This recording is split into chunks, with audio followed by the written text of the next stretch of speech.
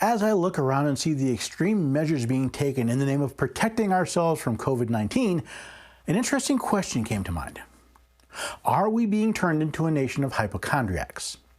We'll discuss that next on the Constitution There's Study. one thing you have to know wherever you make your stand.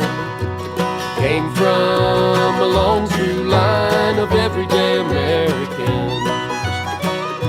Hello there, everyday Americans. Paul Engel here with the Constitution Study, where we read and study the Constitution. We teach the rising generation to be free. I'm glad you could join me for this, ponder this episode. As always, please head over to the website. You can get links to other articles. You can contact me. You can check out the store. All of it's there. Most of all, you can sign up for the newsletter. Once a month, I let you know what's going on here at the Constitution Study, and you have the opportunity to have this material delivered directly to you without worrying about Google or Facebook getting in the way. I am working on some new opportunities. I'm actually meeting with my constitutional scholars later today to discuss some options. It's probably about a week or so before this comes out. If you have ideas, if you have an event you think I might be interested in, if you have an event you might like me to speak to, please go to the website, contact me, do a speaker request, however you do it, and I'd be more than happy to discuss the possibilities with you. I've also got a friend who's putting on a Citizens Defending Their Liberty class. If you're interested, again, contact me through the website. I'll put you in touch for if you actually want to host your own class. We do them in person, we do them on Zoom, so there's lots of possibilities.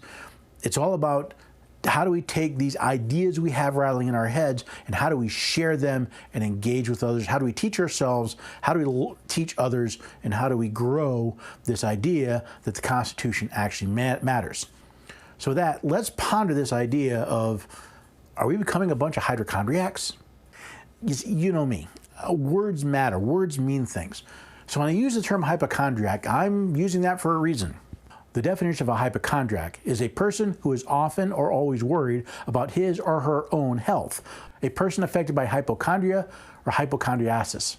Now, hypochondria is extreme depression of mind or spirits often centered on imagery of physical ailments, specifically hypochondriasis, meaning a hypochondriac is someone who is extremely depressed. They're worried. They're focused on these imaginary physical ailments. And hypochondriasis is the morbid concern about one's health, especially when accompanied by delusions of physical disease. Now, what do these all have in common? Well, it's this rampaging fear we have about our health and the fact that it has become so morbid that it's manipulating how we live our lives. Let me give you a couple examples. I recently took a trip to North Dakota. I had to fly up there. And I flew on an airline that everybody would know, but I noticed a couple things. Every airport I went into had a sign telling me to wear a mask. And the airline I flew, which was Delta, actually said they wouldn't let me on the airplane unless I wore a mask. In fact, while they were doing the safety briefing on the airplane, they said, yes, you must wear your mask, but you were allowed to take the mask off if they would give you, if you wanted to eat. So they gave you a little baggie with some like cookies and crackers and water in it. And if you wanted to eat, you could take your mask off, but they wanted you to put it right back on. And they said they would gently remind you if you forgot. Furthermore, as I was up in North Dakota, I'm walking into all these stores, and they all have these signs out front saying, wear a mask. And I found a couple things very interesting. The airports, the stores, they didn't enforce the rules. Nobody made me put on a mask at the airport or in the store or in the lobby of the hotel. The only people that actually made me put on a mask was Delta Airlines. Now, Delta's a private company. If that's how they think they can best protect their customers, if that's the image they want to put forth, that's their right. I had to make a decision whether flying to North Dakota or not wearing a mask was more important to me. I decided going to North Dakota was more important, so I put up with the face diaper. Yeah, I was wearing a cloth mask. It's basically a face diaper. But what I found interesting were the number of people who were not simply complying with these, but were showing real fear. Now, don't get me wrong. Masks make sense in certain situations for certain people. My father is older, my stepmom is older. They don't live in this area, but if they did, I certainly would wear a mask when I went to visit them, but I probably would wear something a little better than the face diaper that Delta Airline made me wear. The question is, are we running around so afraid that we'll do anything just because somebody said it? I saw a young couple, maybe that I would guess they were in their late 20s, and they had a small child with them, and as I watched them walking through the airport, they both had masks on, they had face shields on, their children were in a stroller that looked like it was saran wrapped, all out of fear of a virus. The question is that fear reasonable? We'll get to that in a minute. Now, the other thing we've heard are stories about these mask mandates, people being ticketed, people being arrested, businesses being shut down because they don't comply with illegal mask mandates. Yes, mask mandates from the government are illegal. Recommendations are not, but you cannot be deprived of your liberty without due process of law, and I've yet to see a mask mandate that actually protected the rights of the individual. And then, of course, we have this whole deal with keeping schools and businesses closed. Oh, we're afraid we can't open the schools because, well, kids might get sick. Except kids rarely get sick from this, and studies have shown they don't transmit it. In fact, I don't know of any study that shows children transmitting COVID-19 to other children or to adults. And we've got businesses being closed, and sometimes with the most ridiculous of regulations. Tell me, why is it okay for a casino to be open but a church to be restricted in how many people it can have? Why is it okay for a liquor store to be open but not a restaurant? Why is it okay for a bar to be open but not a restaurant? Flip side, why is it okay for a restaurant to be open but not a bar? Not only are these mandates kind of all over the place, but even where I live out, near Nashville, Nashville issued a ticket to somebody for walking around without a mask, yet doesn't care that we have these pedal carts. You get pedal party carts where people are drinking and, going around the downtown. They don't wear masks and nobody cares. It's because we're dealing with these irrational fear of what's going on. See, while hypochondria isn't defined as an irrational fear, it certainly is a morbid fear. So let's take a rational look at some of the data. Now, as I've already mentioned, I've done a little research, and I have yet to find a study that shows young children transmit this disease. If they get it, they're easily survivable. That young, easily survivable. In fact, unless you are old, something like 90% of the people who have died are over the age 55, at least in this country. So rather than focusing on how do we protect those who are infirm, those who are most at risk, no, we're going to put face diapers on 2-year-olds, because that's what the CDC says. Even though the CDC recognizes that young children are not big transmitters. Nope, we got to put face diapers on them. Now, I had someone contact me about recommendations to schools. And the letter that was sent to them talked about the CDC recommendation that everyone over the age of 2 wear a face mask. Again, even though the CDC itself says that children in K through 12 really aren't at risk. But I looked a little closer, and yes, I did find the CDC recommendation. And the CDC recommendation was based on 2 different reports. Now, one comes from the Journal of the American Medical Association, or JAMA. Now, the JAMA report looked at infections among healthcare workers in a Boston hospital. They started from, basically 0, right, before this actually took hold, and they went through a period of time when they started implementing masks to the point where they actually did wear masks, and based on the numbers they had, we didn't have any COVID, or at least any COVID testing. There were no cases. Kind of makes sense. To the point where they started wearing masks, it went up to something like 14.6%. And then after they got full mask implementation, that number dropped down to, I think it was 11.5 or 12%. Now, the interesting thing is they looked only at mask usage. This study did not look at any other factors that may have impacted the positive testing. They did not look at where the healthcare worker was infected. They simply assumed it was from a patient.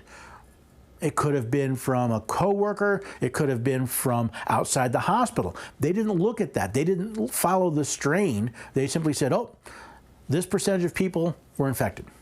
And oh, by the way, they used the PCR test, which is increasingly being questioned for its accuracy. And in studying the report, it just doesn't seem to be really scientific. It seems to be the beginning of a scientific study, but they haven't done any control tests. They haven't accounted for other varying factors. They simply saw a correlation and assumed a causation, which is like the first fallacy they teach you in statistics. Correlation does not equal causation. Now the CDC report, well, this one I found laughable because it was based around 2 hairstylists. 2. See, these 2 hairstylists, that they tested positive. We're talking an extremely small sample size. They just looked at the 2 stylists and the 139 customers they had during the period that they, when they started wearing masks, and they stopped the test. They didn't study any other factors. They didn't look at any of the sanitation. They didn't look at any social distancing. All they said was, well, these 2 people tested positive, and none of their customers appeared to have gotten sick. Again, using PCR tests, which, as I said, its accuracy is under question. In fact, many of the PCR tests have been removed because their accuracy is so bad. That's right. The FDA has removed several of these tests. So I don't even know if the tests they use have any accuracy to them at all. So based on this information, the CDC has decided you should wear a mask based on 2 very limited non-scientific studies. Does that sound like a rational reaction or a morbid fear? Speaking of fear, let's talk a little bit about hydroxychloroquine. Now, 2 journals, the Lancet and the New England Journal of Medicine, had to retract studies about the problems with hydroxychloroquine because of problems in the studies. They were so bad that they were being found out to be so inaccurate they had to be pulled. Isn't that embarrassing? Now, the JAMA study, which has not been withdrawn, yes, they showed an increase of deaths when taking hydroxychloroquine. But they were found to be giving 2.5 times the lethal dose, not the recommended dose, the lethal dose in these studies. Now, the reports of problems with hydroxychloroquine, well, they're shouted from the rooftops by the media. But the reports of just how bad and corrupt this data is, crickets. In fact, not only is this data ignored by the media, it's being banned by social media. People who have posted the results of these studies have had them taken down, marked as fake news, even though these are actual studies. And now we have states who are punishing doctors who are using this proven safe drug if they use it for COVID-19. Is that for scientific reasons? Has it been proven to be an unsafe drug? Has it proven to be ineffective in COVID-19? Has it proved to be dangerous in COVID-19? No, not for scientific reasons, political ones. So I come back to my first question. Are we being turned into a nation of hypochondriacs? COVID-19 is not the first pandemic we've gone through. It's not the first worldwide disease. It's not the first worldwide virus. It's not even the worst worldwide virus. Swine flu, H1N1, bird flu, Ebola. We didn't lock people up for opening their businesses.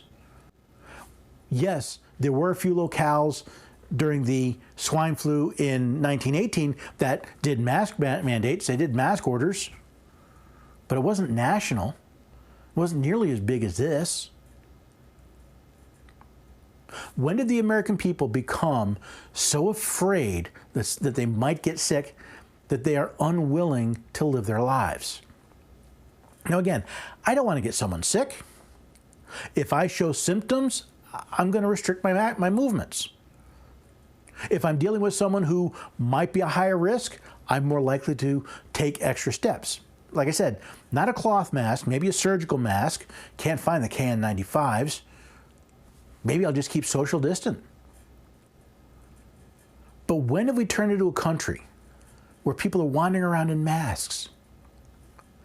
Why are we putting not only ourselves but our children through such emotional stress? You know, they don't want to open the schools because they're afraid a teacher might get sick. But rather than protecting the teacher, we're going to punish the students. And no, I don't just mean they aren't getting the education. That's bad enough.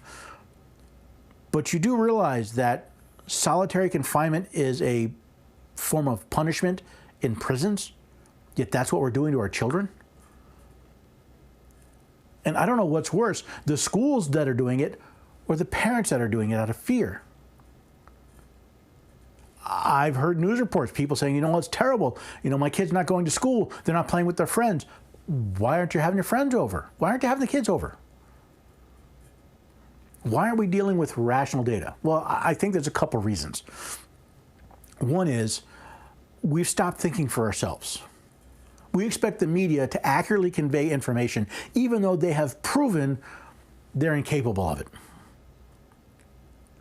I don't mean that there's a little bit of bias. I mean, they've been proven to frequently flat out, bald-faced lie to the American people if they think it'll get them clicks.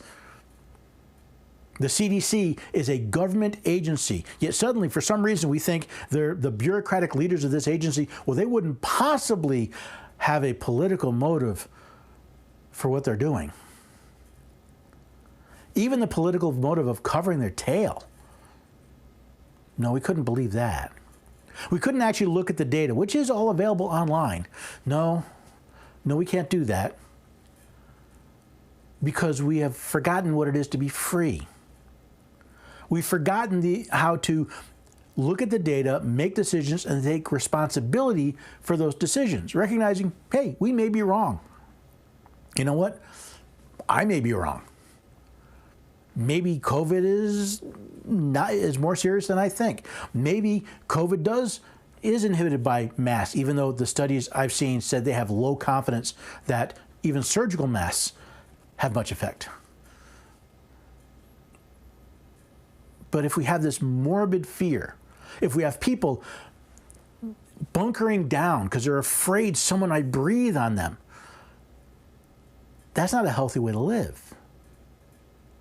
You see someone that looks like that and you think, well, that's a hypochondriac. There's a person with a mental disorder. And I feel for them and I want to help them. But I'm afraid we are letting ourselves be turned into hypochondriacs. And I'm afraid there's one very simple reason for it. You see, if a population is scared, they can be manipulated. Michael Crichton wrote a book called State of Fear. You want to understand how fear can be used to manipulate people? Read that book. Sure, it's fiction, but it's based on a lot of good data. If there's one thing I could ask you to do, don't be afraid. Don't let fear run your life. Find out the details. Find out what's really going on. Like I said, I have people coming to me asking for help, saying, you know, my daughter's going to be forced to wear a mask. My kids aren't being allowed to go to school. You know, I want to go shopping in this store because it's got the best prices, but they want me to wear a mask. Let's look at some real data.